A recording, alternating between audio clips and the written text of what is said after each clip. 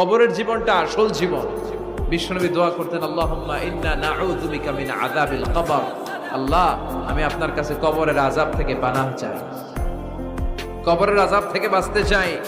এই কবরের মধ্যে অনেক ফিতনা হবে, অনেক সুয়াল হবে। কবরে প্রশ্ন আছে না নাই? কথা বলেন। প্রথম প্রশ্ন জিজ্ঞেস করা হবে, মার রব্বুক, তোমার রব কে? বলেন, আমাদের রব কে? ওমা দীনুক, তোমার ধর্ম কি?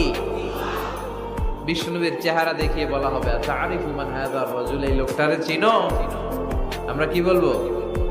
আমরা চিনি, উনি আমাদের প্রিয় রাসূল মুহাম্মদুর রাসূলুল্লাহ সাল্লাল্লাহু আলাইহি ওয়াসাল্লাম।